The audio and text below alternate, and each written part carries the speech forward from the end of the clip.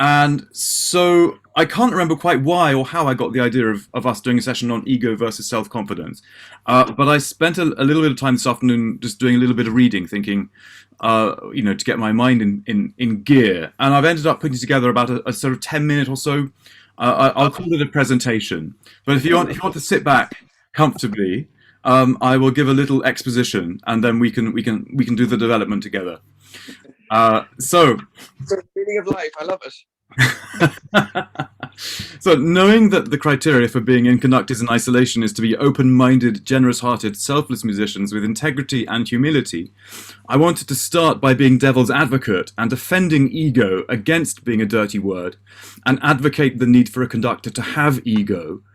But the more I started doing a bit of reading and thinking, the more I realized that most people have different opinions of what ego even is in the first place. One of the great egomaniac composer-conductors of all time encapsulated what we probably think of as excessive ego. He wrote, "I must have beauty, splendor, and light. The world ought to give me what I need." That was Richard Wagner, of course. And to counter with a bit of anti-conductor cynicism by another composer-stroke-conductor, here are the words of Stravinsky, perhaps unsurprising and all the more ironic as despite being such a great composer, he wasn't such a hot conductor himself. This is what he wrote, and it's quite a long paragraph. "Conducting, like politics, rarely attracts original minds, and the field is more for the making of careers and the exploitation of personalities, another resemblance of politics, than a profession for the application of exact and standardized disciplines. A conductor may actually be less equipped for his work than his players, but no one except the players need know it, and his career is not dependent on them in any case, but on the society women, including critics, to whom his musical qualities are of secondary importance. In such people, the incidence of ego disease is naturally high to begin with, and I hardly need add that the disease grows like a tropical weed under the sun of the pandering public. The results are that the conductor is encouraged to impose a purely egotistical, false, and arbitrary authority, and that he is accorded a position out of all proportion to his real value in musical, as opposed to the music business, community. He soon becomes a great conductor. In fact, or as the press agent of one of them recently wrote to me, a titan of the podium, and as such is very nearly the worst obstacle to genuine music making. Great conductors, like great actors, are unable to play anything but themselves. Being unable to adapt themselves to the work, they adapt the work to themselves, to their style, to their mannerisms. The cult of the great conductor also tends to substitute looking for listening, so that to the conductor and the audience alike, and to reviewers who habitually fall into the trap of describing a conductor's appearance rather than the way he makes music sound, and of mistaking the conductor's gestures for the music's meanings, the importance of the performance becomes the gesture. End of quote. We all know that people love to portray conductors as unchecked egocentrics, from Wagner through to Toscanini, Reiner, Zell, Karajan, Bernstein, and a certain number of living conductors we can probably also think of, but I won't dare mention while we're being recorded. But what is ego really, other than something associated with people we find self-obsessed and usually unbearable to spend more than 5 minutes with? Freud's starting point was that the ego seeks pleasure and avoids pain, but unlike the id, which is the instinctual component of personality present at birth, the ego is concerned with devising a realistic strategy to obtain pleasure. The ego has no concept of right or wrong. Something is good simply if it achieves its end of satisfying without causing harm to itself or the id. Freud made the analogy of the id being a horse, while the ego is the rider. The ego is like a man on horseback who has to hold in check the superior strength of the horse. End of quote. So, is ego really bad, as I wanted to suggest initially, or do we use the word colloquially to mean something different? In the original Freudian sense, a strong ego is exhibited in the following characteristics. Number one, objectivity in one's apprehension of the external world and in self-knowledge, brackets, insight. Number two, capacity to organize activities over longer time spans, brackets, allowing for the maintenance of schedules and plans, close brackets. And number 3, the ability to follow resolves while choosing decisively among alternatives. The person of strong ego can also resist immediate environmental and social pressure while contemplating and choosing an appropriate course. And strong ego is further characterized in the person who is not overwhelmed by his or her drives, but instead can direct them into useful channels. On the other hand, weakness of ego is characterized by such traits as impulsive or immediate behavior, a sense of inferiority or an inferiority complex, a fragile sense of identity, unstable emotionality, and excessive vulnerability. Perception of reality and self can be distorted. In such cases, the individual may be less capable of productive work because energy is drained into the protection of unrealistic self-concepts, or the individual may be burdened by neurotic symptoms. Ego weakness also underlies the inflated sense of self, which can be associated with grandiosity and a superiority complex. By that definition, a strong ego would be seen as a good thing, and it's only a weak ego which results in the negative kind of inferiority complex driven traits which we probably most associate with egotistical misbehavior. However, in everyday speak, and quoting a few articles I found online about modern leadership training, this is a quote here. The ego we see most commonly goes by a more casual definition, an unhealthy belief in our own importance, arrogance, self-centered ambition. It's that petulant child inside every person, the one that chooses getting his or her way over everything or anyone else. The need to be better than, more than, recognized for, far past any reasonable utility. That's ego. It's the sense of superiority and certainty that exceeds the bounds of confidence and talent. So with that final paragraph hanging in our ears, ego is the enemy because, number 1, it keeps you out of touch with reality. Number 2, it creates unrealistic expectations and entitlement. And number 3, it makes you dependent on external validation. This is backed up by other articles I found, such as this from, of all things, Forbes magazine. And interesting because it highlights how similar a good workplace structure is to that of an orchestra. And this is about 3 short paragraphs, which I'll finish with. Many are guilty of buying into the common misconception that ego and confidence are essentially the same thing. They equate both with a brazen attitude that's seemingly unflappable under pressure. It's even been said that taking on such an attitude at work will get you ahead in your career. The reality, however, is that these two concepts are quite different. To have confidence is to have faith in your own abilities and believe in yourself. But the ego is something else entirely. Unlike confidence, the ego operates out of self-interest. It seeks approval, accolades, and validation at all costs in order to be seen as a right. It is resistant to feedback and assigns a motive where there isn't any. That's because when you allow the ego to take over, bad behavior ensues. Suddenly, no one can get the job done quite like you can, and all sense of teamwork goes out of the window. It's one thing to work hard out of passion and a sincere dedication to results. It's an entirely different thing to take on a self-righteous attitude and judge others along the way. Taking on such an egocentric outlook will close your mind to new solutions and inhibit you from learning the lessons at hand. Growth will soon come to a halt, as will your contributions to the organization, or let's think of it in our case, to an orchestra or an opera company.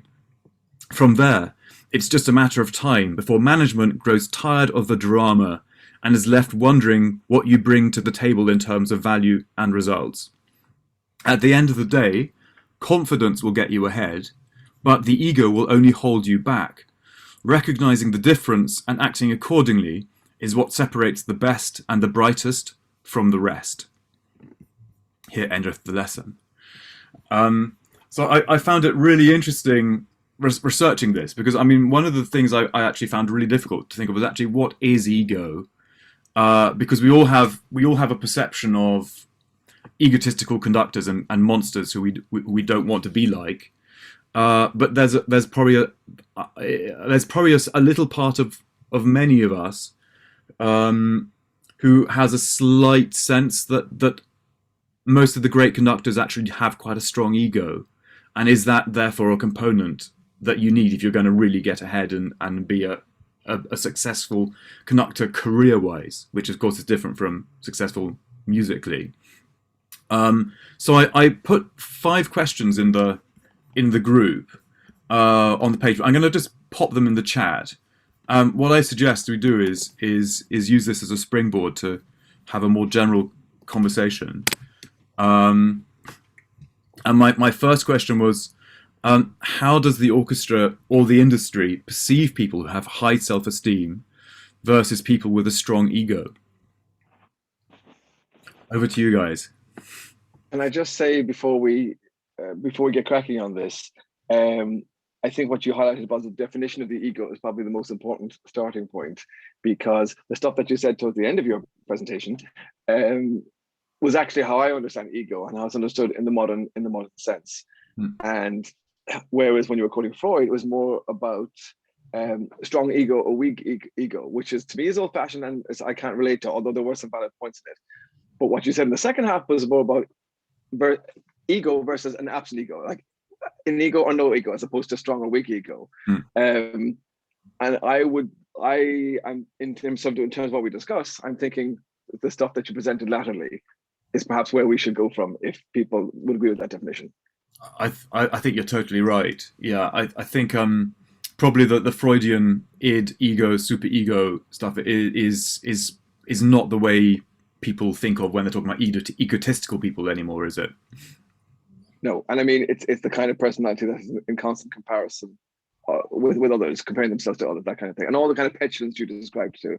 And in terms of answering your first question, I'll kick off just basically by saying maybe that's not the right answer, but I will say one quick thing, and that is the more prepared I am, the more on top of the music I am, the more sure of my preparation, the more my ego is in recess, I find. Whereas when I'm slightly unsure about myself, I'm not quite as prepared as I should be. Someone asks me an RC question or something like that, but that's when I can feel it rising. You know, I can feel it rising, and I've done a lot of work on myself over the years trying to keep it at bay. But of course, you know, it's always there. It's always ready to stick its head above the parapet. So, but yeah, more specifically to your question, I'll hand over to others. But I think you've also mentioned something really interesting, Cathal, which is the way in which when we're at our weaker moments, as in when we are more insecure, backed into a corner, this little monster called ego pops out. Whereas when we think of let's think of, I don't know, Karajan. You know, I mean, the music director of Europe or the world as he was at that time. You know, the most famous, most powerful conductor in the world. I mean, we kind of just think just pure ego, basically, and that's not part of weakness, and maybe maybe it's unfair of us to think that's you know, is that good, is that bad ego, or is actually that's unfair of us to accuse him of being egotistical?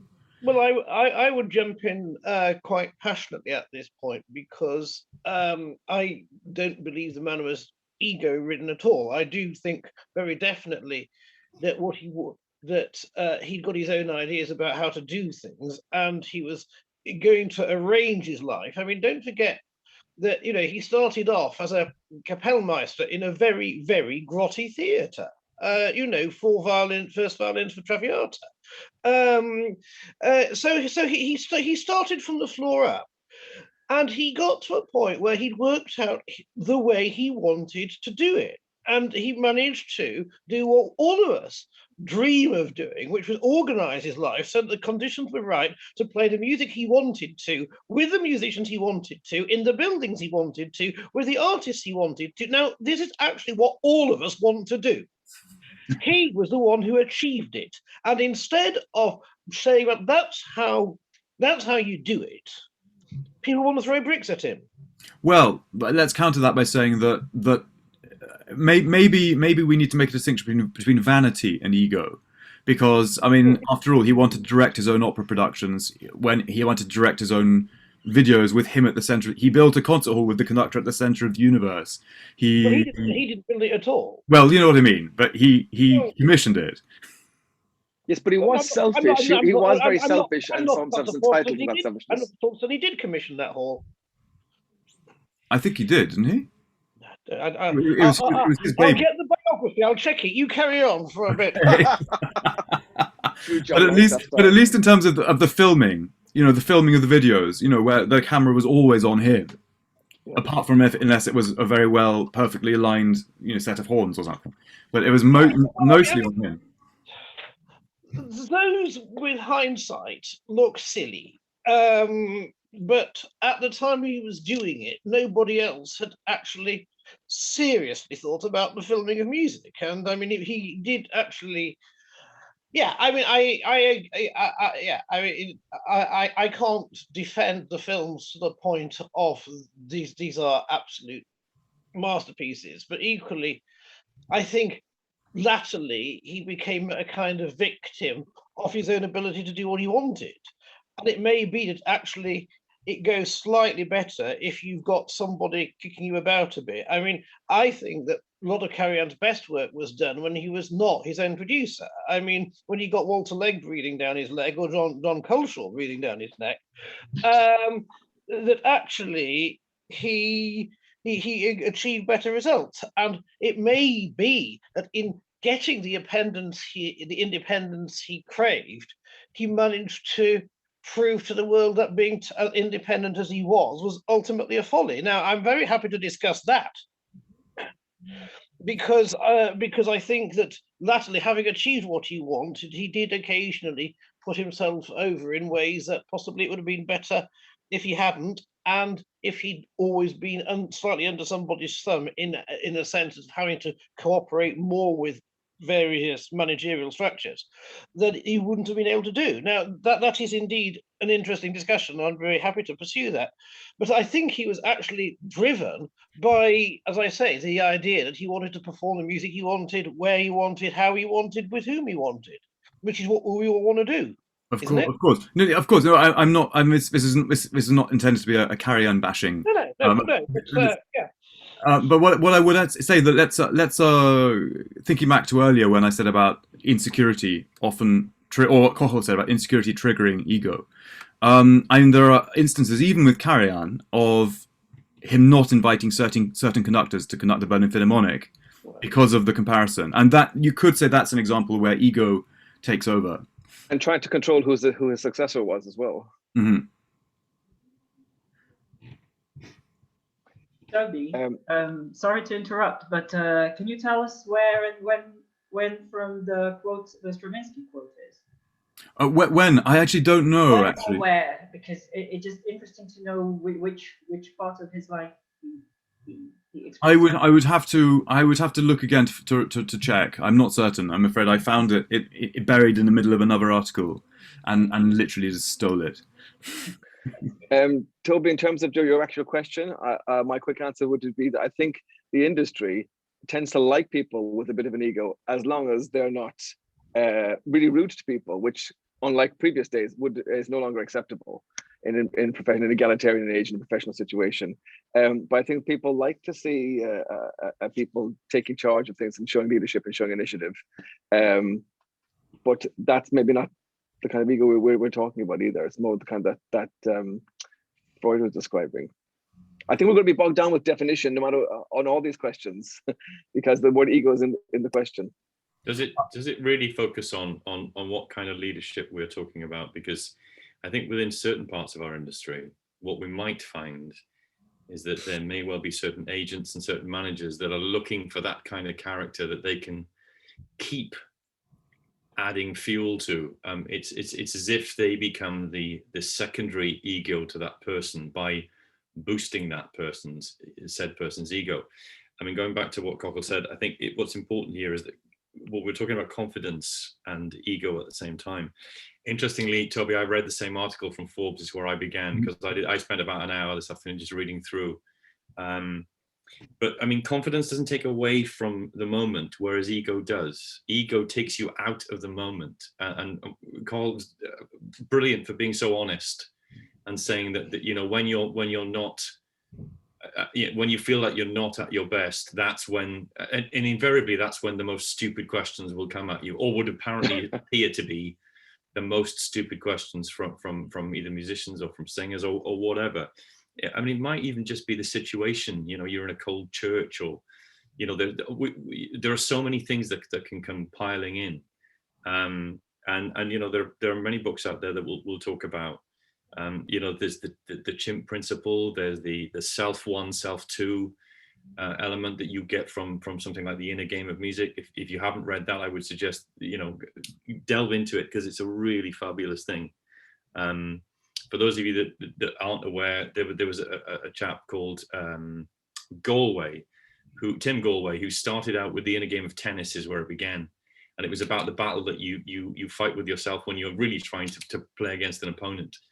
And then it's kind of morphed out into all sorts of other things. And there's a great correlation between, you know, high profile elite sport and what we do as artists and as conductors and as players and all of that stuff. And it's about, most of it is about managing sometimes not only your own ego, but the ones that are around you, and doing that too. But I think the short answer to Toby's question is that, yeah, the industry does fuel that kind of thing. And I think it also, I mean, the young conductors that are with us this evening, perhaps they can give us an insight into this too. But is it something that they feel under pressure to be that kind of outspoken person, so that they get noticed in that respect?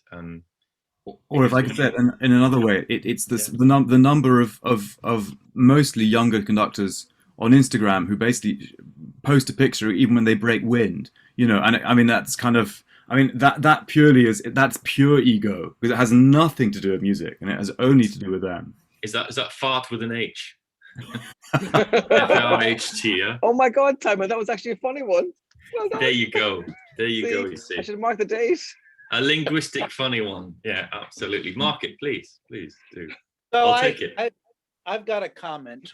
Of the egotistical conductors that Toby originally mentioned, 4 out of the 5 are in the US.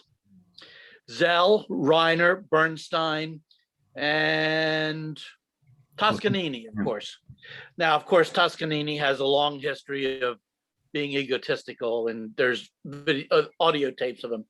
But I wonder how much Arthur Judson and the early Columbia artists had to do with the whole climate of orchestras, at least in the United States. At that time, there were no unions, there were no rules, there wasn't a long season like we have today. And of course, Arthur Judson was not only the president of Columbia Artists, but he was also the president of the New York Philharmonic and the Philadelphia Orchestra at the same time. So how much does the management play into this at that time? And what European conductors of the same time were as egotistical as Fritz Reiner, George Zell, and and that was, of course, all from the 1940s into the 1960s. Then things changed. That's very interesting. I'd add there probably quite a lot of egotistical. Well, we're equating ego with tyranny in this case, but in Russia, right, where there was a total control. Oh, Mravinsky. And even more recently, I mean, yeah. Oh, is that right? Okay. I wonder. I mean, British conductors. For example, let's think of somebody like, I don't know, Malcolm Sargent. Not one of the greatest conductors, but certainly had ego, and being correct to what Stravinsky wrote. A huge number of what was society ladies admiring him, and of course conducting the proms. He was the household name, and the musicians knew that he wasn't a particularly good conductor, but the public didn't. And I believe he could be quite prickly and difficult. The trouble with Sargent, Toby, was that he was at his considerable best with amateurs, and amateurs like being kicked about in a way that professionals don't. I just mute Paul. Yes, every time. And I mean, and he did have a habit of saying stupid things that he shouldn't do to professional musicians. I mean, my dad played for him, and my dad was stuck in Leeds Town Hall before its last rebuild, but two, with the organ right up at the top or behind the choir hall, and the console in those days was actually with the organ. Huge distance. And Dad played Missa Solemnis, Brahms Requiem, Messiah, okay, all of these. And he said the great thing about Sargent was you absolutely could guarantee that at that distance you knew exactly when and how to play. And he said it was absolutely fabulous. But because he had this very precise way of doing things, and a way where, in his manner, he made it clear that if you didn't do what he did, you were wrong, or he didn't allow the possibility that people were actually capable of working it out for themselves. And that was his downfall, because he got amateur choruses exactly where he wanted, and they loved singing for him. And if you were up against it in a practical way, he was bang on. I mean, it's not for nothing that he was a very respected accompanist of concertos, but because lots of soloists just knew that he'd be with them. But at the same time, there was this difficult, slightly condescending manner where he assumed he knew everything and made it quite clear many times when he opened his mouth he didn't. A really, really strange character. I think coming back to what Kothel was saying, number one about definitions, but also about this idea that you can suppress your ego. And so if we think that's the case, and if we agree that's the case, I think that, like John was saying, there are different times when ego's perceived in a good way and in a bad way. And so I think the industry, to answer Toby's question, actually perceives ego in a good way when you're talking to an audience, for example, or when you're doing a Q&A with your soloist. But they perceive it in a bad way if you treat them with ego, or if you treat the orchestra with ego. But then, as John says, I think with amateurs, they sometimes like that. And so I think maybe ego is something that people expect to be used as a technique in terms of the way you carry yourself. But then that kind of doesn't completely sit with the way I would think of the word ego. But then if we do think that you're able to suppress it, then surely you can use it as well. It's really interesting because I think we could end up very easily going in circles trying to actually define what is ego, because it's obviously composed of so many things. And what you're mentioning, Dexter, could also just be charisma. And maybe what are the biggest negatives of ego? Well, for me, the biggest negative is selfishness, which stops you being able to listen. It's all about you.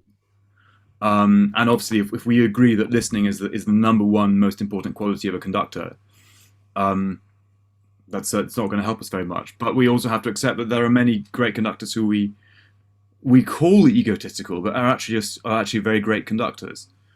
So I sat in on a conducting class once, taught by somebody else, and there was real ego there on behalf of the conductors. There was a wall there, and so any suggestion, they immediately had some excuse for it. Oh yeah, well, that was just because I did that, or oh no, I didn't mean to do that, or some kind of little argument. They couldn't just say, okay. I mean, you can throw whatever's said to you out with the trash later on. But I remember, I used to do that before. When I used to conduct off stage, because when you conduct off stage, it's never together with the front of house. It takes several times, And every time I was told, oh, it's not together, it's behind or ahead. This is when I was much younger. I used to say, oh yeah, that was just because this, and that was just because I'm trying to explain, And even that's ego, I think, looking back on it now.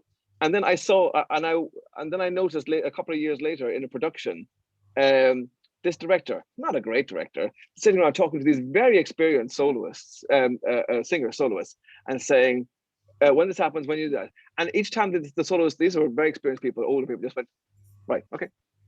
They didn't say, I don't agree with that. They didn't say, I'll definitely do it. Thank you for telling me. They just said, right, got it, okay. And I thought, their ego is less prominent. They've learned over the years to put it to one side. Take the information in and then do what they want with that information.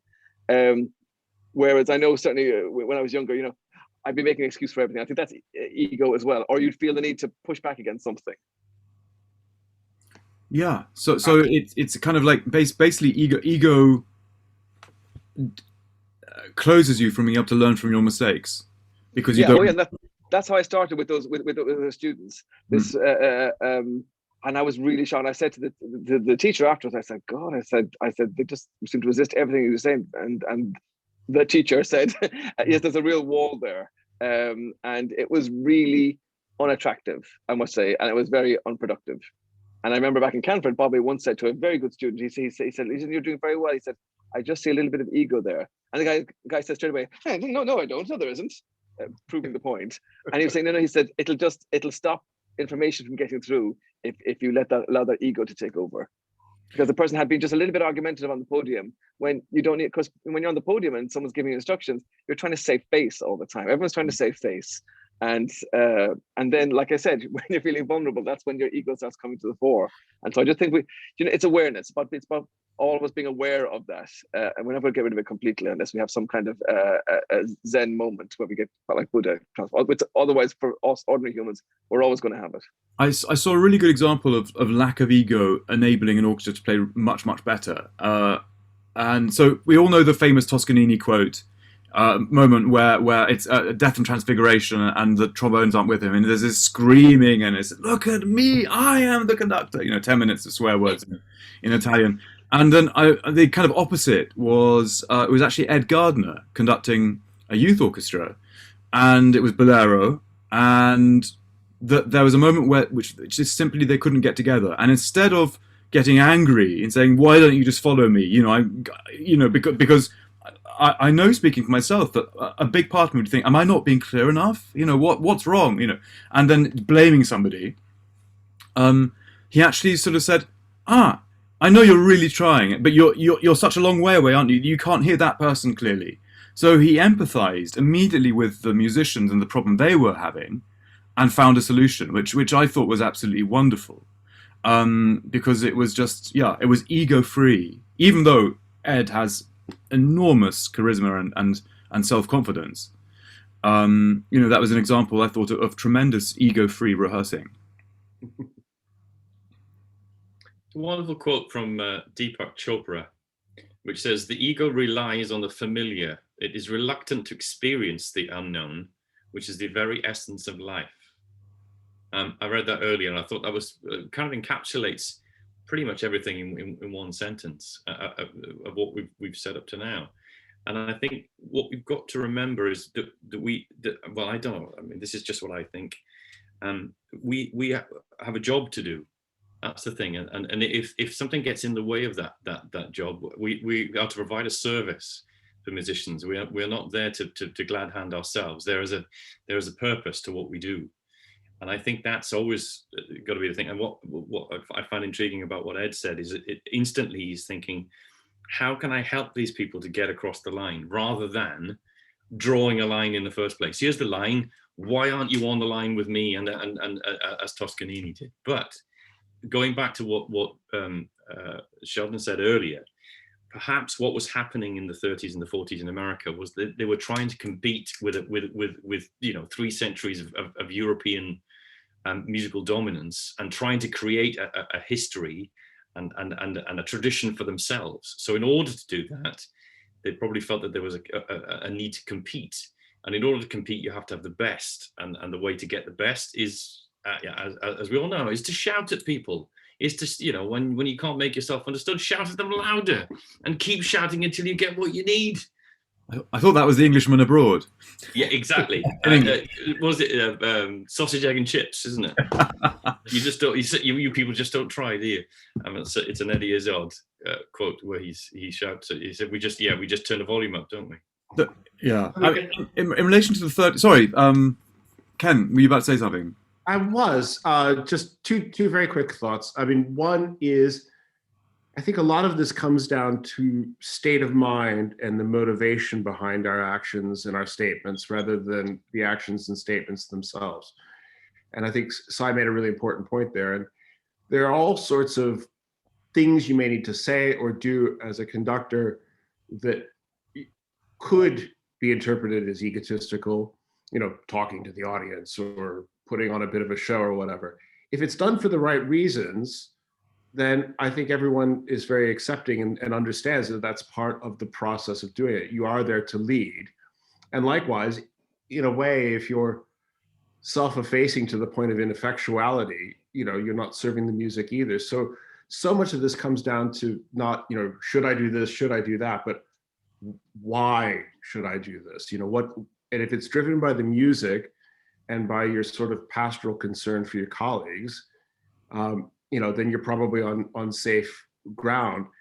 And likewise, I think there's something in our evolving pedagogy and teaching that's challenging in this, because I think a generation back or so, the idea was that part of musical training was a sort of well-intentioned sadism, which was designed to knock that ego out of you. It just wasn't tolerated. What we've found is that the problem with that is it's about a 50-50 chance that either the student will shed their ego and learn to look at themselves self-critically, or they'll come out of it and say, well, that's how my teacher behaved, so that's how I'm going to behave. And then you carry it forward to the next generation.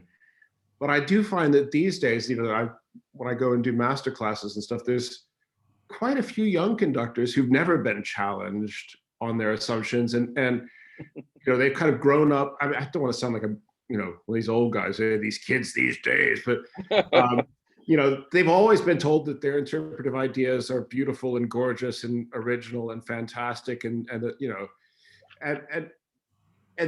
exactly as Cockle described it, there's that pushback, and there's always a reason that it didn't work, and you'll see, and it's amazing how self-delusional we can all be when we're on the podium. And I think that's the thing about ego, is that our self-assessment, our self-awareness disintegrates when we're in an egotistical state. Someone can be at a conducting workshop, where someone is getting up and doing the exact same excerpt every 15 minutes.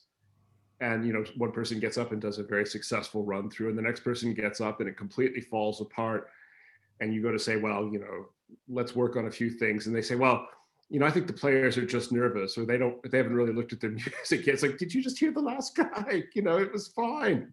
It's entirely and completely your fault. Just accept it. And I think we all have to, at some point, just go through that thing of just saying, you know what, it could very well be entirely my fault. Not just, am I going to say this thing, but why am I going to say it? And if it's out of avoiding humiliation, then better just to take on the humiliation. Sorry. Thank you, Ken. Kelly. Yes, I was just going to comment that being something so intangible, maybe we're all defining ego differently, and so triggered by different things, and that it is more of a fluid response to a situation, like a situational sort of ego, and that the historical origin, I guess, maybe came of, for example, having to get things done on no rehearsal. So it was more of a logistical compensation that then was mirrored in the lineage of their students and students which followed. I don't know. I don't know enough about the patient zero of ego to know, but yeah, I just wonder whether it's something a bit more subjective than we're making out, more of a modular. John. Thanks, Toby. A particular bugbear, which I think is probably worth mentioning at this stage, is a rehearsal isn't likely to be going too well if the conductor is constantly saying, I this, I that, I the other.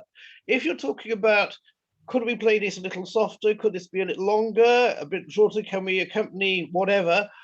Fine. But once you say, I want, I this, I want, I think this, then it becomes the wrong kind of leadership in that it's all geared to the individual rather than to the purpose. And I think that, you know, if you could have a sort of conductor's I swear box on the rostrum, it would actually be not the worst thing.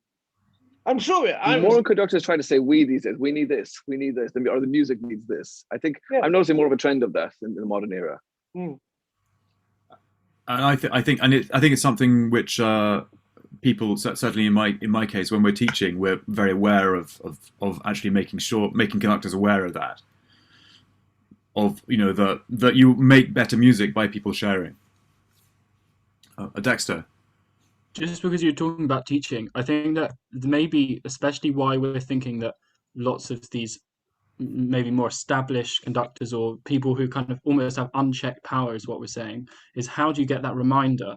Because when I'm being taught, you know, you do get told, you know, don't say I, don't say, you know, but I think one thing that I always remember, there I go, said it, is that in the West End, when they're giving notes, no one's allowed to respond to their notes. So they just give the notes and they all have to accept them. And then also, if you get the same note 3 times, you're fired. And it's, you know, it's harsh, and this is mainly for the chorus, right? But I do think that who is the person who can do that to the conductor? Because I'm really lucky, you know, I've got a good violinist friend who I always work with, and I say at the end, I say, just tell me honestly, you know, everything about the rehearsal, and that's really helpful.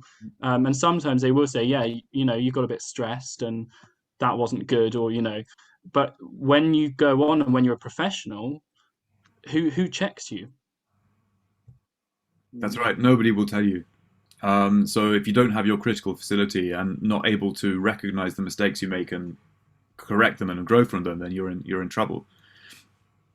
It's amazing how someone outside the situation, or just another conductor who isn't as emotionally and personally involved, and this doesn't go for conducting, this just goes for personal problems in our lives as well, can have that clarity that we can't have, because I think the ego is so involved. I have a book here, I just grabbed it off the shelf, which someone recommended to me about 2 years ago, and which I read the introduction of, but didn't continue to read, although I will. It's called Daring Greatly by Brene Brown, and the subtitle is How the Courage to be Vulnerable Transforms the Way We Live, Love, Parent, and Lead. And that whole thing that you had in your question, Toby, about showing vulnerability, something I want to do, but I am terrified to do, because I kind of feel in the past, if I did show some vulnerability, I regretted it. I felt they walked all over me, but perhaps I didn't do it in the right way. So obviously she's talking about a different way to just be yourself and be vulnerable and allow for your mistakes and be open to suggestion. But it's a really hard thing to achieve, especially if you didn't come out of the womb that way. And I don't think I did. So you're constantly, you know, it's this constant battle that you're fighting throughout your life. Doesn't mean you shouldn't fight the battle, you shouldn't take the journey. But it's very hard. I wonder what people think about that, about showing vulnerability. Because the more you do, I think, the more the ego hopefully would recess. It's very interesting, isn't it? Because I would say that certainly when you're looking for student conductors, like people to accept onto a course, then vulnerability is a really good thing, because you know that they're going to be open and receptive. And you want people who show that vulnerability in order they're not going to be, you know, resistant and defensive. But once you get to being a professional conductor, I mean, I'm sure between us we could probably think of a small number only of conductors who we would say show vulnerability on the podium. One of them would be Heiting, who I know, you know, famously would say in rehearsal, I really don't understand this bit. Apparently he said, and, you know, and the orchestra was all totally behind him. But that's because he shows such total honesty and genius in so many other ways. But I think if we said to an orchestra, I really don't understand this bit, they'd say, well, what the hell are you doing here? Get somebody else who does know what they're doing. Next. Yeah. There is an English conductor who actually got somebody to watch him, and he said it was like having a tennis coach. So all the top tennis players, they wouldn't dream of going to Wimbledon without the coach watching. I'm just trying to think of his name. He's extremely famous, and he's annoying that I can't think of his name. He conducts the Berlin Philharmonic and things. And the person he chose was one of the people we had on Conductors in Isolation from Vienna. Oh yeah, Mark Stringer. Yeah, Mark Stringer was the observer. And what was the? Is it Jonathan Knott? Was it Jonathan Knott? No, it wasn't Jonathan Knott, but it was somebody even more better known than him. Just thinking of somebody. Oh, I know who it was, but we shouldn't repeat it on here because it's private information. All right. Yeah. I'll tell you when we're not recording. Okay. But yes, it's a famous youngish conductor. Yeah. That vulnerability, I think, is I don't think there's any reason why one shouldn't engage with that. And if you're communicating well with those musicians, you'll take the lead from what they say. I'll give you an example of something. I was conducting my Sinfonietta, and I was chief conductor at the time, and we were doing this bit with the first fiddle. So I would sing something at them and then get them to play, and then we did it, and then I'd say, "We're not quite. Can we try something?" So I'd sing it again, and then I said, "Let's just try it one more time." And my leader said to me, because we have such a great relationship, he leaned forward and he said, "Yeah, one more time, but this time no singing." And if you can take that kind of, I don't know. I mean, it's just an example of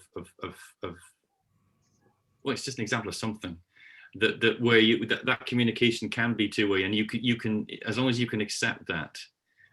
That's not to say that you know, I accept everything that's said to me or has ever been said to me, but I think the coaching thing is important. I think we all I mean, an opera singer wouldn't dream of not still having a coach and going to make sure that everything is working and sitting and being good, you know, and he's good, if you like. Paul says about the tennis, you know, I know Cahal's not a big fan of golfers, but they all have those coaches on a regular basis. People who constantly say you're getting out of shape or that kind of thing. But I wonder if that's because most of us think we actually basically suffer from imposter syndrome. There's a part of us which always feels we don't deserve to be there, and that if we have another conductor observing us, they're going to realize that we're fake, that we don't know what we're doing. Well, a very good friend of mine who was a conductor said, we were talking about this very thing recently, and he said, sometimes I stand there on a podium and I'm just, you know, I feel a waft of a breeze and I'm just waiting for the person who just taps me on the shoulder, says, right, you've had your fun, now can I have the stick back, please? And off you go, kind of vibe. Yeah, there's some, I think that's definitely worth pursuing as a point of. I think so, and it reminds me again of I mean, I was assisting a really quite famous conductor, and he went before his first rehearsal with the orchestra.